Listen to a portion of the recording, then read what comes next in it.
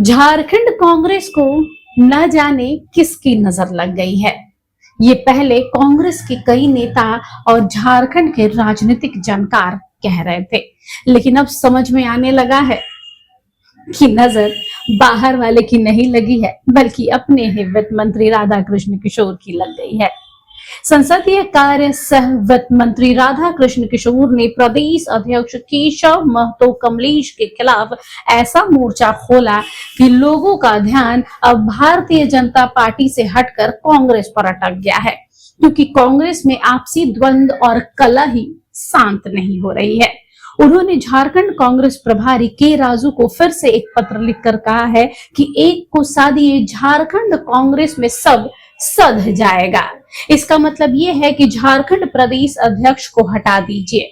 साथ ही उन्होंने लिखा है कि प्रदेश पार्टी नेतृत्व ये सार्वजनिक करे कि पार्टी संगठन के लिए कांग्रेस नेताओं के परिवार को कितना संगठन स्थान देता है।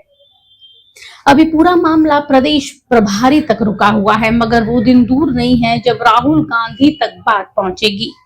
देखिए, मामला इतना ज्यादा बढ़ गया है कि राधाकृष्ण किशोर ने कहा है कि प्रदेश अध्यक्ष केशव महतो कमलेश को सार्वजनिक तौर पर यह स्पष्ट कर देना चाहिए कि 314 सदस्यों की कमेटी में दलित, अल्पसंख्यक और सामान्य जाति के लोगों को कितनी संख्या में स्थान दिया गया है।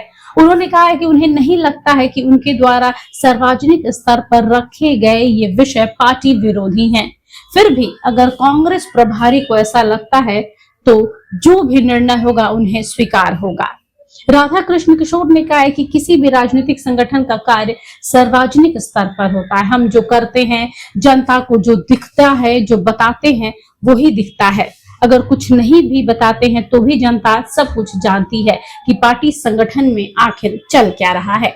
अगर पार्टी हित की बात करें तो सार्वजनिक की जाए तो यह कभी पार्टी विरोधी नहीं माना जा सकता है। दरअसल बीते कुछ दिनों में राधाकृष्ण किशोर ने विष्णुगढ़ में हुई नाबालिग के साथ मामले को उठाया।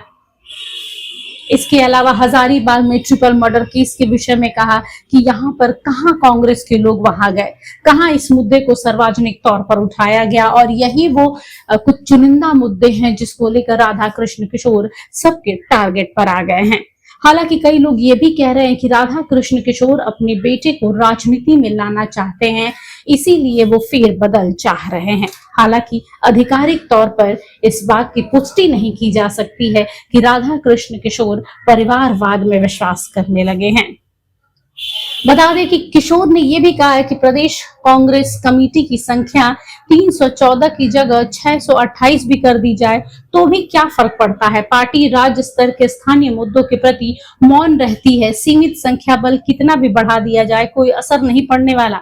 महिला आरक्षण संशोधन विधेयक पर भी कांग्रेस के राज्यव्यापी स्तर पर भाजपा के खिलाफ मुद्दा बनाने में विफल रही है। कांग्रेस भवन में प्रेस कॉन्फ्रेंस करके राज्य की महिलाओं को साधना ये बड़ी बात नहीं। हजारीबाग के विष्णुगढ़ की नाबालिग के साथ दुष्कर्म और 3 अल्पसंख्यकों की हत्या पर भी प्रदेश नेतृत्व कुछ खास नहीं कर पाया, मौन रहा।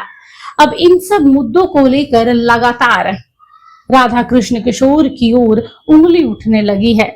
इधर उधर ही छोड़िए, अपनी ही पार्टी के लोग अब उनके खिलाफ नजर आ रहे हैं। आलम यह है कि राधाकृष्ण किशोर की ओर से दोबारा भेजे पत्र और प्रदेश अध्यक्ष पर लगाए गए आरोपों को झारखंड प्रभारी के राजू सावधानी उस पर बरत रहे हैं।